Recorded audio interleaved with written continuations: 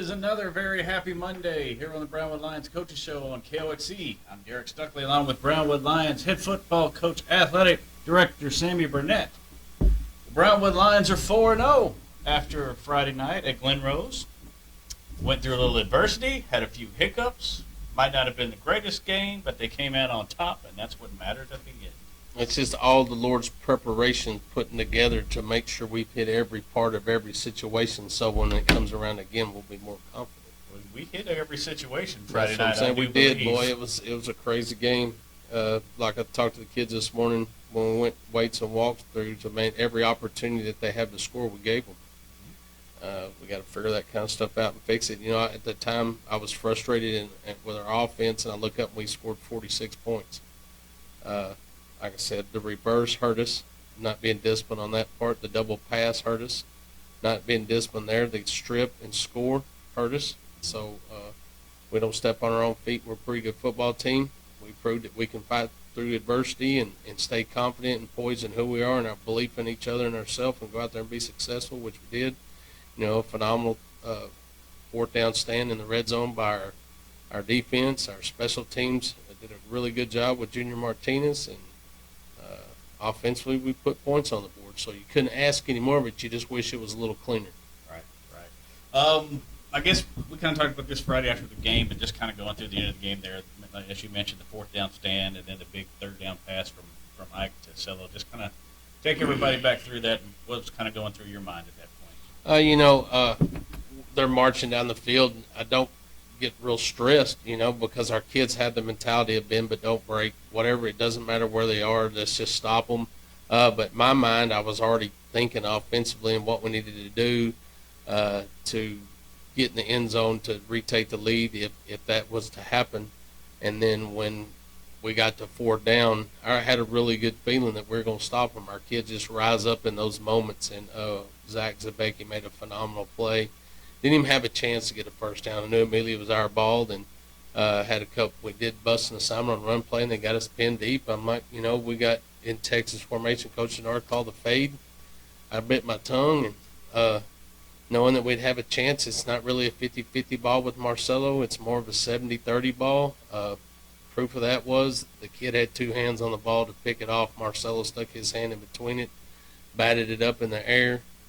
Kid was on the way to the ground. Marcelo stayed focused on the ball, caught it, took it 97 yards for a touchdown. That's just taking advantage of the opportunities you have.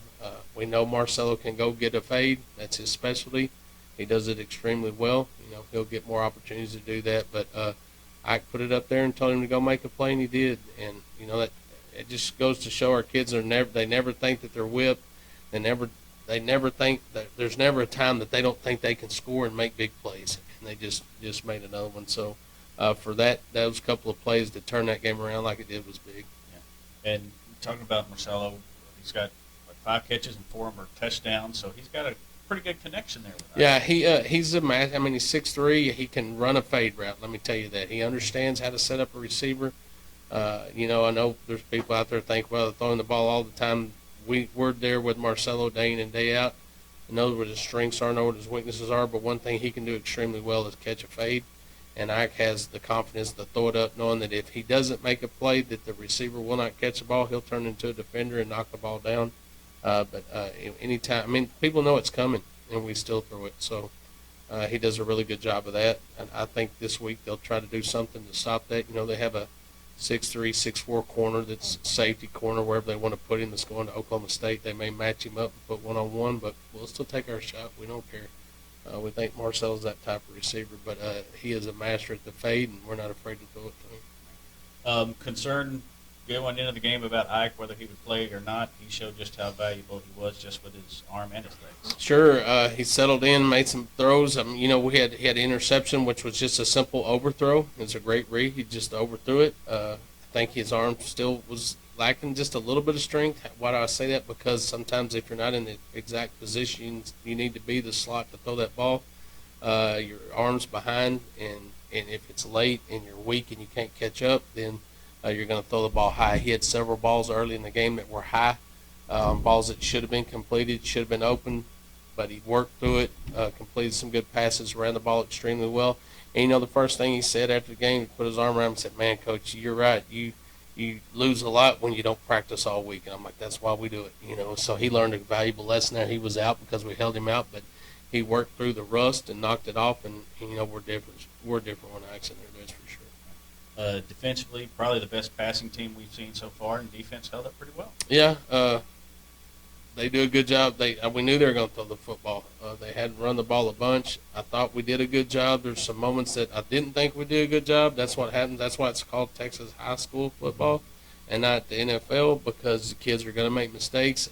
I always try to be perfect. I want our kids to be perfect. We're going to make mistakes. But, man, boy, they just persevere through it and they keep playing. And I thought we did a good job. I still think there's areas that we need to grow, tackling in the back end. I thought we missed some tackles we shouldn't have.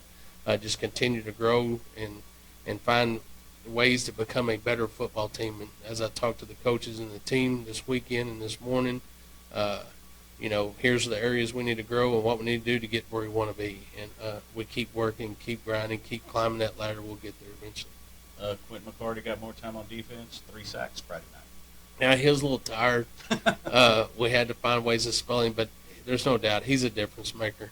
When he's on the D-line, he is a difference maker, and you see it immediately. I mean, immediately when he goes in, you know he's in because someone just made a big play, and it's usually big 54 getting off the pile. But he's relentless in what he does. He's very confident in the fact that nobody can block him, and you know what? He's pretty right. I mean, he's a tough guy to defend. He does a great job of spilling, pulling plays, gap scheme kind of plays. I mean, you just can't run into him because he just plays his technique like he's supposed to and does a good job. And he's pretty ferocious on the D-line. So having them there more is big for us. I knew we needed that. We need it this week as well. They're predominantly a run team. I think they're over 400 yards a game rushing. We feel we can answer that. So it's going to be a fun night on Friday. And just got to, like I said, continue to grow throughout the rest of the week. Don't give them big plays. And let those D linemen and, you know, Cole Miller got to see some more playing time. I thought, you know, moving Robert Trowbridge to nose was a big deal for us. I thought he did a great job. He's a big kid. He's strong. You know, Weston Wolf does a good job when he goes in there in the D-line. So we have some weapons. We just got to make sure we keep them rested enough that when they get on the field they can play at a high level. And then on special teams, Junior Martinez had an entire career in one night. That's Junior, man. You know what? I didn't expect anything different. I mean, he pinned them inside. We had, I think, 8 kickoffs, and 5 of them were for touchbacks. A couple more could have been for touchbacks, but they chose to bring them out of the end zone. He had 3 punts, I think, for about a 40-yard average. One was inside the 10, one was on the 11, the other one was inside the 20. He had a 32, a 47, and a 52-yard field goal. I mean, what more can you ask a kid? I mean, punting, kickoff, extra points. I mean, he's phenomenal, and I'll say that to anybody. Every time a recruiter comes in my office to ask me about this person or that person, I said, why aren't you asking me about Junior Martinez? I mean, the kid can flat out kick. He is an asset. I mean, most parents and fans and kids and don't understand how important it is. A coach understands. If you haven't ever had a kicker and you have one like the one you have with Junior, I mean, he sets you up for success. He reverses the field on punts and pins you deep. He's going to kick it in the end zone and give you the choice to bring it out or not. If not, you get on the 25, and then he's going to make extra points and field goals. He has 5 for 5 in his extra points. So I don't know how many points he had. I'd have to do some math, but that's what, 14 points. He scored 2 touchdowns himself. We won by 12. We won by 12. There's your difference. Yeah. And people just sort of overlook that. But, man, I put him up for player of the week. If he doesn't get that, something's wrong. Great night for him. Absolutely. And that's Junior. I mean, he's been consistent his whole career, and this is year 4. Yeah. We'll talk a little more about Conley on Wednesday, but just a little look ahead. Obviously, the biggest challenge the Lions have faced so far this season. Absolutely. They got multiple weapons. I mean, they have some guys they have several D1 type kids that are really, really outstanding athletes. You just got to corral them, you know. I mean, real simple. We don't give them the big play. They're scoring a lot of points. I mean, they've scored 199 points this year, but they've given up 151. 61 of them were last night. Last Friday, to a good China Spring team. We got to make big plays on them. We got to move the ball. keep the ball in our hands, keep the defense on the field, and keep our defense off the field, and answer, whether it's a field goal or a touchdown, we got to score points on every drive and keep them from making big plays. They have big play capability all over the field, and we got to, stymie that. No different than the same teams they had last year. They got a lot of returners back, a lot, and they're a good football team, but we feel we're a good football team. A team that doesn't give the big play up and doesn't get behind the sticks and penalties and doesn't turn the ball over and tackles and does those kind of things will win. But they're a very good football team, I will say that. Sounds good. We'll talk more about them Wednesday. I guess what else went on last week, Coach? Yeah, listen to this before we go over the schedule for this week. Listen to this. Cross country goes to Lipan. Our girls finished third overall. Our boys finished fourth, so congratulations to them. Our freshman and JV team were both victorious over Glen Rose in football, so congratulations to them. The varsity was successful. The tennis team went to Coppers Cove and were successful, and the volleyball team hosted Richland Springs at home, and they were successful. So what a week, what a way to finish the week for our Brownwood Lions and Lady Lions. As the athletic director, that is extremely pleasing to me. Our kids work extremely hard. To see them get those rewards is awesome. So congratulations to each one of those groups. They're continuing to work hard and continue to fight and are getting ready for getting ready for district. But for the rest of the week, tomorrow we have volleyball at Burnett at 5 and 6:30. Wednesday we have cross country at the FCA meet in Dublin. Thursday we have tennis at Lampasas. We have the combined team going to Coppers Cove to play at 5. We have the 9th grade going to Conley with the JV at 5:30 and 7.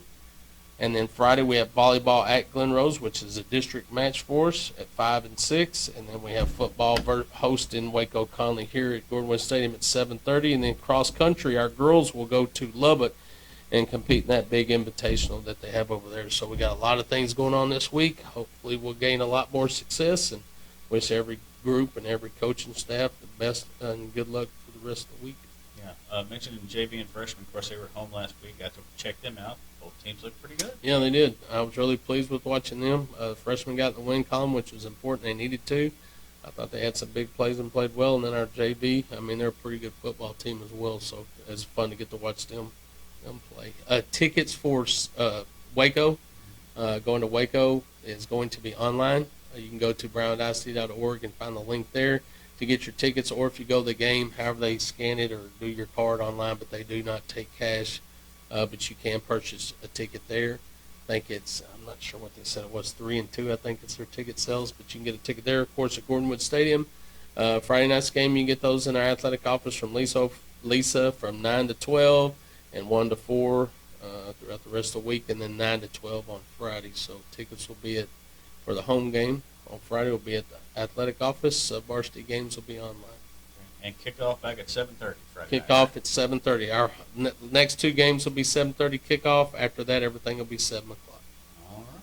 Anything else you want to talk about today, Coach? I think we hit it. Well, we better talk about NASCAR for just a second. Neither one of our guys won.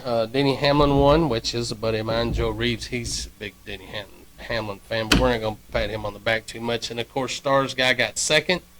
My guy did well. He's advancing to the next round. Hey, remember, mentality was we just want to get through the race and finish because we know we're getting to the next round. That's a strategy move. So next round, here we come. Still in the running. Go Bush. Yeah, go Bush. Go Larson. Yeah, Kyle Larson. I like them both. So turn left. Turn left. You say go Kyle. It covers Kyle covers them all. They're all Kyle. All right. Oh, did you catch out any of the Howard Payne game Saturday by you?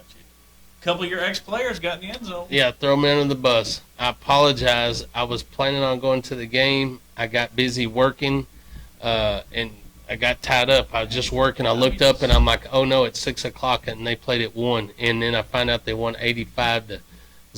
So congratulations to Howard Payne Yellow Jackets and Coach Bechtel and all those Brownwood Lions that are filling that roster over there. Reese Rogers did a good job of here. Conlon So, got a touchdown. yeah, Conlon, and patience. When it's any college kid. When you're, Reese has a birthday today, I think, if I'm not mistaken. So happy birthday, Reese. But Reese has run the gauntlet. He's experienced that. When you go from high school being a star to college, and you're just like everybody else. Sometimes you got to practice patience and know that your time will come. And I know Conlon was a little frustrated at first home game, but for him to get in and score, that was a big deal. So I'm really pleased with him. It's awesome. Like I said, I didn't see the game Friday. I got locked into work and I forgot. Sometimes you get in the zone and you look up and you've spent 4 hours doing something. But, man, to find out that they were successful and for our guys to be successful being a part of the team is huge. It's big. That's been a goal of mine, was to get more kids going to Howard Payne, and now we have 5 or 6 of them, so I'm excited about that. Yeah, if you would have got there at 6, it might have been 150 to nothing, and Yeah. they would let you carry the ball a little bit. Boy, that It wouldn't have been pretty. It was a sight. I haven't seen anything like it. Well, Congratulations to them, too. And, I guess that will, let's see, no, we got something else we need to talk about, don't we? Thank you, sponsor. yeah, we always got to do Yeah, that. we gotta do We that. better do that. We got a little off track there. Let's thank those that make this show possible. Stuckley, trying to pass them up.